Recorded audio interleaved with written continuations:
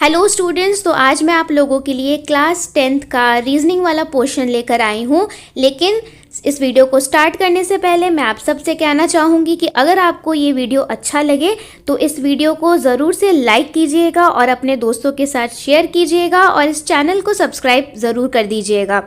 तो चलिए पहले क्वेश्चन से स्टार्ट करते हैं। How many pairs of letters. देखिए, पेयर्स ऑफ लेटर्स मतलब जब भी हम पेयर की बात करते हैं तो एक पेयर में कोई भी चीज़ दो होती है, ठीक है। तो पेयर ऑफ लेटर्स मतलब ऐसे कौन से दो लेटर्स या कितने, हाउ मैनी। देखिए यहाँ पे पूछा है हाउ मैनी, तो ऐसे कितने पेयर ऑफ लेटर्स हैं इन द वर्ड माउंटेन। ये आपको एक वर्ड दिया हुआ है माउंटेन और आपसे कह रहा है इस वर्ड में ऐसे कितने पेयर्स ऑफ लेटर्स हैं which have as many letters between them, जिनके बीच में, बिटवीन मतलब बीच में उतने ही लेटर्स आ रहे हैं इन द वर्ड, इस वर्ड में उन अल्फ़ाबेट्स के बीच में उतने ही लेटर्स आ रहे हैं as in the English alphabets, जितने की इंग्लिश अल्फ़ाबेट जब आप रीड करते हैं तब आते हैं। देखिए इसका मतलब क्या है, मैं आपको समझाती हूँ। यहाँ आप देखिए जो ये वर्ड है माउंटेन, इसमें पहला पेयर ऑफ लेटर्स देखिए, पहला पेयर ऑफ लेटर क्या है, एम और ओ है, ठीक है। क्या इन दोनों के बीच में कोई और लेटर है इस वर्ड में? नहीं है, ठीक है। एम और ओ के बीच में इस वर्ड में कोई भी लेटर नहीं आ रहा। लेकिन अगर हम इंग्लिश अल्फ़ाबेट पढ़ें तो हमें पता है एल एम एन ओ, है ना। तो यहाँ देखिए, यहाँ एम है, यहाँ ओ है, इनके बीच में ये एक लेटर एन आ रहा है। लेकिन यहाँ पे हमसे कहा है कि हमें ऐसे पेयर ऑफ वर्ड्स चाहिए, लेटर्स चाहिए जिनमें उतने ही लेटर्स बिटवीन वर्ड में हो, वर्ड में भी उतने ही लेटर्स होने चाहिए जितना कि इंग्लिश अल्फ़ाबेट में इन दोनों के बीच में होते हैं। तो देखिए यहाँ पर अगर कोई और एक लेटर होता एम और ओ के बीच में, तब ये आंसर हमारा होता कि ये हमें एक पेयर मिल गया। लेकिन यहाँ पर एम और ओ के बीच में कोई भी लेटर नहीं है, लेकिन इंग्लिश अल्फ़ाबेट में एम और ओ के बीच में एन आता है।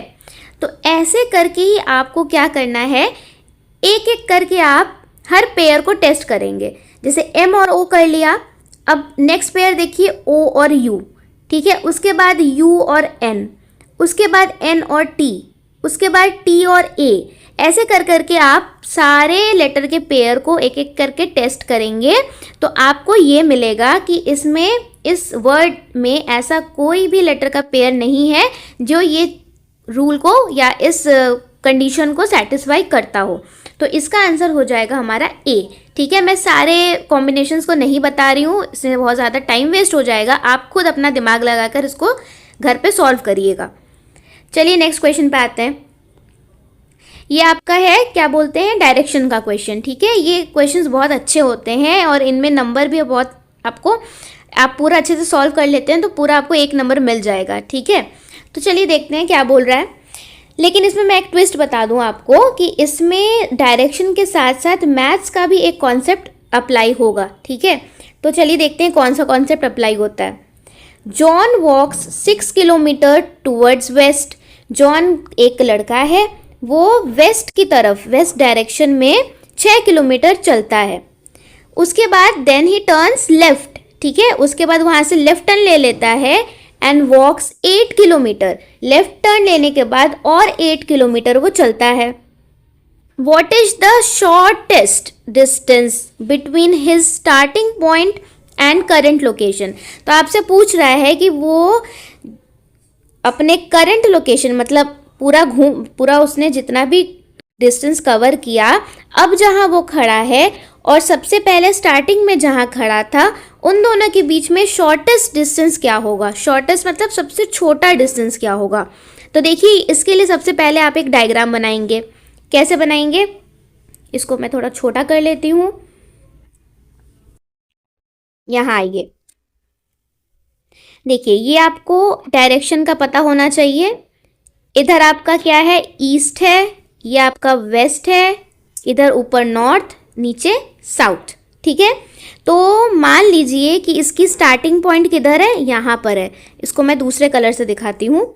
इसका स्टार्टिंग पॉइंट मान लीजिए यहाँ पर है, ये पॉइंट नहीं लगता है इससे, हाँ स्टार्टिंग पॉइंट मान लीजिए एकदम यहाँ से है, ठीक है। अब वो क्या करता है, वेस्ट की तरफ चलता है 6 किलोमीटर, तो उसको चलवा दीजिए वेस्ट की तरफ 6 किलोमीटर। मान लीजिए ये इधर तो वेस्ट है ही, तो यहाँ पे इसने 6 किलोमीटर यहाँ पे ये चला, ठीक है। इसको थोड़ा बड़ा कर लेते हैं। फिर देन टर्न्स लेफ्ट, उसके बाद क्या किया, लेफ्ट की ओर मुड़ा, ठीक है। लेफ्ट देखिए कहाँ होगा, इस साइड होगा, ठीक है।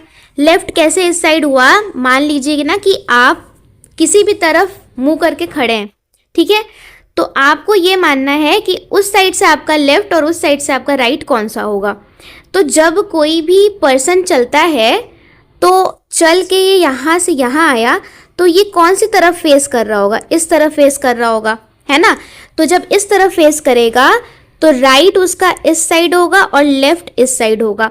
तो इसीलिए मैंने लेफ्ट को इधर किया, ठीक है। यहाँ तक ये चला, ये कितना चला, 8 किलोमीटर चला, ये 8 किलोमीटर है, ठीक है। अब कह रहा है शॉर्टेस्ट डिस्टेंस बताइए। अब आपको ये दिख रहा है कि पूरा तो वो कितना चला, 8 + 6 चला, ठीक है। लेकिन हमसे पूछा है शॉर्टेस्ट डिस्टेंस। तो किसी भी, आप हमेशा याद रखिएगा, किसी भी स्टार्टिंग पॉइंट से फाइनल पॉइंट तक का शॉर्टेस्ट डिस्टेंस जो होता है वो क्या होता है, वो हमेशा डिस्प्लेसमेंट होता है, उसे हम डिस्प्लेसमेंट कहते हैं। और वो कैसे निकलेगा, देखिए आप, ये जो स्टार्टिंग पॉइंट था ये एस है और ये फाइनल पॉइंट, इन दोनों को क्या करेंगे, एक लाइन से मिला देंगे, ठीक है। तो ये आपका क्या बन गया, ये आपका बन गया शॉर्टेस्ट डिस्टेंस, जिसे हम डिस्प्लेसमेंट भी कहते हैं। ये आपने फिजिक्स में ज़रूर पढ़ा होगा। अब देखिए क्या हो रहा है, क्या आपको ये कुछ एक ऐसा ट्रायंगल दिख रहा है जिसमें एक राइट एंगल है। देखिए यहाँ पर ये जो यहाँ से ये मुड़ा था ना, ये कैसे मुड़ा होगा, एकदम स्ट्रेट मुड़ा होगा। तो यहाँ पर क्या बनेगा, 90 डिग्री बनेगा। तो 90 डिग्री बनने का मतलब क्या है कि ये एक राइट एंगल ट्रायंगल हो गया। और राइट एंगल ट्रायंगल में जो 90 डिग्री के सामने वाला, ऑपोजिट वाला जो साइड होता है वो कौन सा होता है, वो होता है हाइपोटेन्यूज, ठीक है। ये सब मैथ्स का कॉन्सेप्ट है, ठीक है। तो रीजनिंग लगाने के लिए आपको मैथ्स भी आना चाहिए। तो देखिए अब हम क्या करेंगे, राइट एंगल ट्रायंगल में हमेशा हम लोग पाइथागोरस थ्योरम लगाते हैं।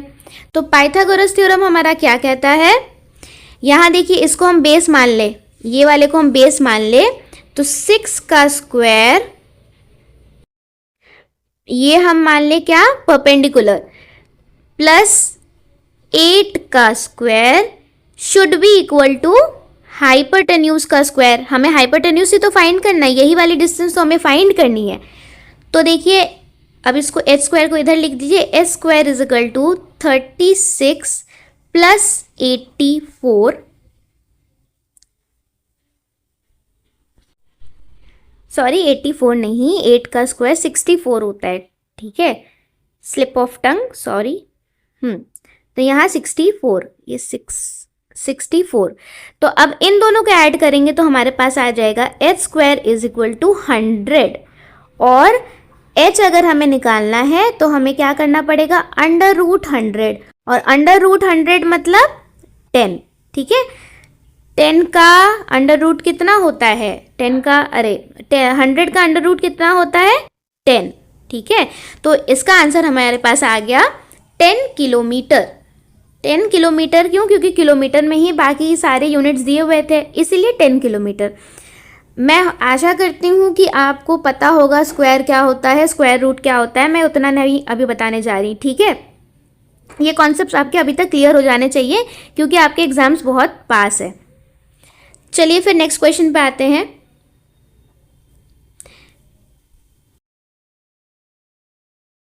How many times are the hour hand and minute hand of a clock at the right angle in a day?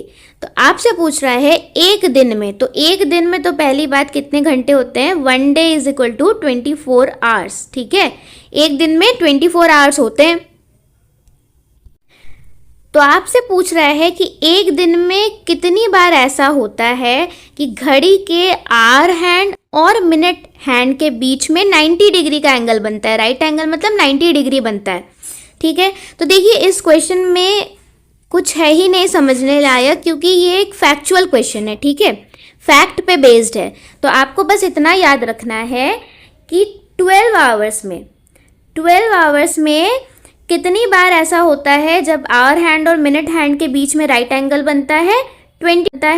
22 times ऐसा होता है। ठीक है, ये आपको याद रखना है, ये फैक्ट है। ठीक, इसमें समझने जैसा कुछ भी नहीं है। और तो आपसे 1 डे का पूछ रहा है, तो 1 डे मतलब 24 आवर्स, तो 12 आवर्स में अगर 22 टाइम्स होता है तो 24 आवर्स में निकालने के लिए हम क्या करेंगे, इसको 2 से मल्टीप्लाई कर देंगे, 22 इंटू 2, क्योंकि 12 का 24 कितना होता है, 12 2 ज़ा 24 होता है। तो इसका आंसर हमारे पास आ जाएगा 44 टाइम्स। ठीक है, इसमें समझने लायक कुछ भी नहीं है, इसमें सिर्फ आपको ये फैक्ट याद रखना है। ठीक है, तो इसका आंसर हमारा हो गया 44। यहाँ 44 कौन से ऑप्शन में दिया है? बी ऑप्शन में दिया है, तो ये हमारा सही हो जाएगा। चलिए नेक्स्ट क्वेश्चन देखिए। 4th वाले क्वेश्चन के लिए मैं एक अलग से वीडियो लेकर आऊँगी, क्योंकि इसका कॉन्सेप्ट बहुत ही डिफरेंट है और इसको समझाने के लिए आपको और भी चीज़ें बहुत समझानी पड़ेंगी। तो मैं कोशिश करूँगी कि इसके लिए मैं एक डिफरेंट वीडियो लेकर आऊँ। पहले मैं बाकी सारे क्वेश्चंस कंप्लीट करा दूँगी जितने भी पार्ट में होगा, फिर लास्ट में मैं ये क्वेश्चन करवाऊँगी। चलिए 5th क्वेश्चन पे आते हैं। पॉइंटिंग टू अ गर्ल, एक लड़की की तरफ पॉइंट करते हुए रोहन ने कहा, Rohan said, she is the daughter of my grandfather's. देखिए क्या कहता है, ये डॉटर है, ये लड़की बेटी है। किसकी बेटी है? ऑफ माई ग्रैंड फादर्स, मेरे ग्रैंडफादर के ओनली सन्स वाइफ, इकलौते बेटे की पत्नी की ये लड़की है। देखिए कितना घुमा के ये रिलेशन वाले क्वेश्चन पूछता है, ब्लड रिलेशन वाले, कुछ भी नहीं है, सिंपल सी बात कह रहा है आपसे। How is the girl related to Rohan, तो पूछ रहा है इस लड़की और रोहन के बीच में क्या रिलेशन है, क्या संबंध है। तो देखिए क्या कह रहा है, रोहन ने कहा कि she is the daughter of my grandfather's only son's wife. तो पहले इतने पोर्शन को आप ध्यान दीजिए, my grandfather's only son's wife. My grandfather मतलब रोहन कह रहा है मेरे दादाजी के ओनली सन, तो रोहन के दादाजी के इकलौता बेटा कौन होगा? रोहन के दादाजी का इकलौता बेटा रोहन के पापा होंगे, फादर होंगे, है ना। और उनकी पत्नी क्या कह रहा है, माई ग्रैंडफादर्स ओनली सन्स वाइफ, मेरे दादाजी के इकलौते बेटे की पत्नी। तो रोहन के दादाजी के इकलौते बेटे की पत्नी कौन होगी? रोहन की मम्मी होगी। ठीक है, और क्या कह रहा है, उस वाइफ की ये लड़की जो है ये डॉटर है। तो अगर रोहन की मम्मी की ये डॉटर हुई, रोहन की मम्मी की लड़की हुई, ये जो गर्ल के बारे में बात कर रहा है, तो ये कौन हुई? ये तो रोहन की बहन हो गई ना। तो सिंपल सी बात है, ये रोहन की सिस्टर है। ठीक है, तो रोहन और इस गर्ल के बीच में ब्रदर और सिस्टर का रिलेशनशिप है। आपको इस चीज़ पे फोकस करना है, जहाँ से बोल रहे हैं ना माई, जहाँ से भी लाइन आ जाए माई वाली, ठीक है, तो पहले उस लाइन को आप पकड़ के स्टार्ट करेंगे। ठीक है, उसके बाद धीरे धीरे ये क्वेश्चन आपसे सॉल्व होने लगेंगे। ठीक है, मेरे, इसके, इसके, इसके, ये कहता है ना, तो मेरे वाले लाइन से आप स्टार्ट करेंगे, स्टार्टिंग पॉइंट आपकी वो होगी, तो आपको आंसर मिल जाएगा। तो चलिए नेक्स्ट क्वेश्चन पे आते हैं। 6 to 8 वाला ये कोडिंग वाला क्वेश्चन है, ये अच्छा क्वेश्चन है और इसको आप ध्यान से देखेंगे। आपसे कह रहा है इन अ सर्टेन कोड, किसी कोड लैंग्वेज में, इसको मैं थोड़ा पहले बड़ा कर लेती हूँ, India is country is coded as 749। तो देखिए यहाँ पे क्या है ना, इंडिया पहला वर्ड है, दूसरा वर्ड इज है, तीसरा वर्ड कंट्री है। ठीक है, इसे कोड कैसे कर रहे हैं, 749। लेकिन देखिए इसका मतलब ये नहीं है कि पहले वर्ड का जो नंबर होगा कोरिस्पॉन्डिंग वो 7 है, ऐसा नहीं है। कोडिंग का मतलब ही तो ऐसा है ना जिससे जल्दी लोगों को पता ना चले बात। ठीक है, तो इंडिया इस कंट्री में इंडिया पहला है, दूसरा जो वर्ड है वो इज है, तीसरा वर्ड कंट्री है, लेकिन इसके कोड में नंबर्स क्या होते हैं ना, जम्बल्ड होते हैं। मतलब इंडिया का 7 नहीं होगा, ठीक है, कुछ और होगा, वो हम लोग निकालेंगे क्या होगा, या हो भी सकता है। ठीक है, अभी हमको देखना है कि क्या होगा, कैसे निकलेगा। तो हम यहाँ पे लिख लेते हैं, देखिए इंडिया इस कंट्री लिखा है ना, तो इंडिया इस कंट्री का कोड क्या दिया है यहाँ पर, इंडिया इस कंट्री का कोड आपको दिया है 749, ठीक है। दूसरा सेंटेंस क्या है, country are big, country are big का कोड क्या दिया है 369। तीसरा देखिए सेंटेंस क्या है, इंडिया इज बिग, इसका क्या कोड दिया है 674। और लास्ट वाले जो सेंटेंस है पाकिस्तान इज कंट्री, इसका क्या कोड दिया है 924, ठीक है। अब हमसे कुछ क्वेश्चंस पूछा है इसी पर बेस्ड, ठीक है। 6, 7, 8 जो है ये 3 क्वेश्चंस पूछा है हमें इस पूरे कोडिंग पर बेस्ड। तो ना हमको पहले हम क्वेश्चंस नहीं देखेंगे, हम क्या करेंगे, हम हर एक जो वर्ड है उसका हम नंबर खुद से निकालेंगे कि क्या नंबर है। कैसे निकालेंगे देखिए, आप देखिए पहले दो सेंटेंसेस को आप देखिए, इंडिया इज कंट्री और दूसरा है कंट्री आर बिग, ठीक है। अब ढूंढिए इन दोनों सेंटेंस में आपको कौन सा वर्ड कॉमन दिख रहा है, कौन सा वर्ड आपको कॉमन दिख रहा है। देखिए यहाँ पर इंडिया यहाँ पर है, यहाँ पर नहीं है, नीचे वाले इसमें इज पहले वाले सेंटेंस में है, दूसरे वाले सेंटेंस में नहीं है। लेकिन देखिए कंट्री आपको इधर भी दिख रहा है, कंट्री आपको इधर भी दिख रहा है। इसका मतलब ऐसा कोई एक नंबर इनके कोड में होगा जो कॉमन होगा, ठीक है। देखिए यहाँ पर 749 और यहाँ देखिए 369, तो इन दोनों कोड में आपको कौन सा नंबर कॉमन दिख रहा है 9, यहाँ पर 9 कॉमन है ना। तो इसका मतलब क्या हुआ कि कंट्री के लिए कौन सा नंबर यूज हुआ है 9 हुआ है, क्योंकि यहाँ कंट्री यहाँ भी है, कंट्री यहाँ भी है और 9 यहाँ भी है, 9 यहाँ भी है, ठीक है। इसी को हमें ऐसे ही एलिमिनेट करके निकालना पड़ेगा कि कौन से वर्ड का कोड कौन सा नंबर है। तो हमें कंट्री का कोड मिल गया 9, ठीक है। अब नीचे आइए, ऐसे करके आप सारे सेंटेंस में आपको कॉमन फाइंड आउट करके कोड्स निकालने हैं। अब देखिए कंट्री आर बिग और इंडिया इज बिग, इन दोनों में आपको कौन सा वर्ड कॉमन दिख रहा है, ये बिग, ये कॉमन है, ये कॉमन है।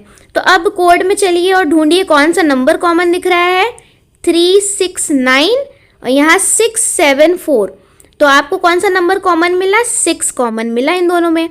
तो इसका मतलब जो नंबर 6 है वो बिग के लिए यूज हुआ है, बिग के लिए यूज हुआ है, ठीक है।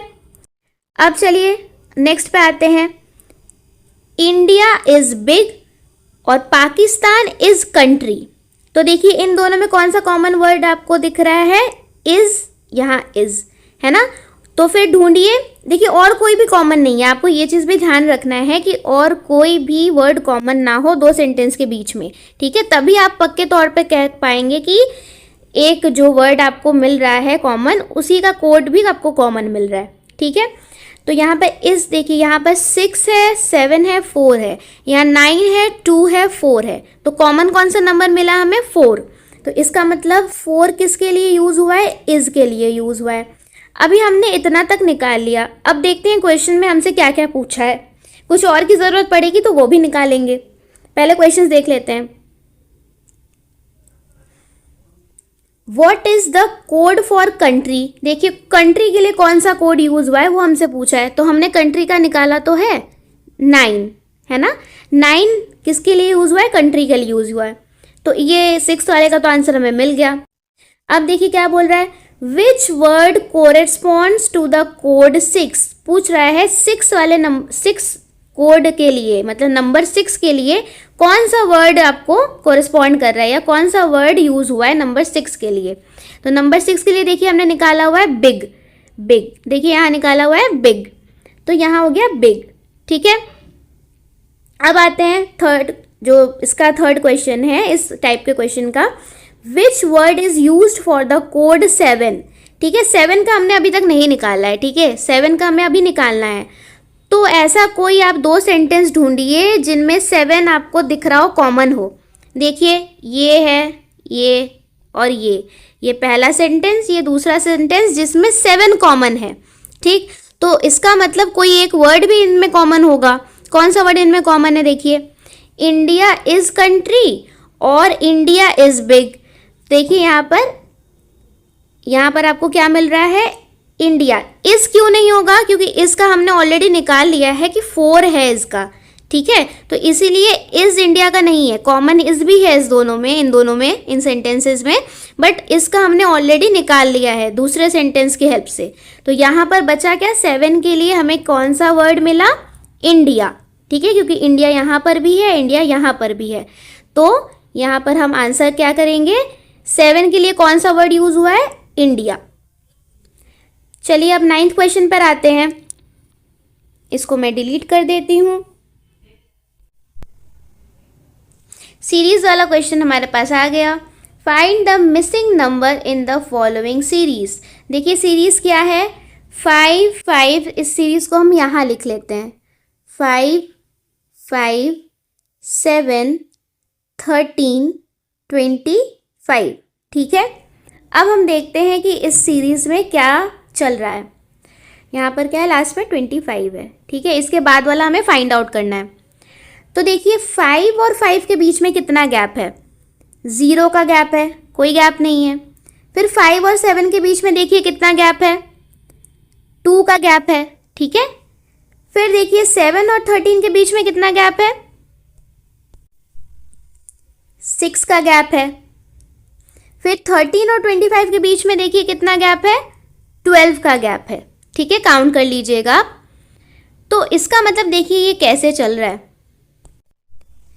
तो देखिए ये एक अर्थमेटिक प्रोग्रेशन का एग्जाम्पल है। अर्थमेटिक प्रोग्रेशन में आपको इन जो डिफरेंस है इसका भी डिफरेंस आपको देखना होगा।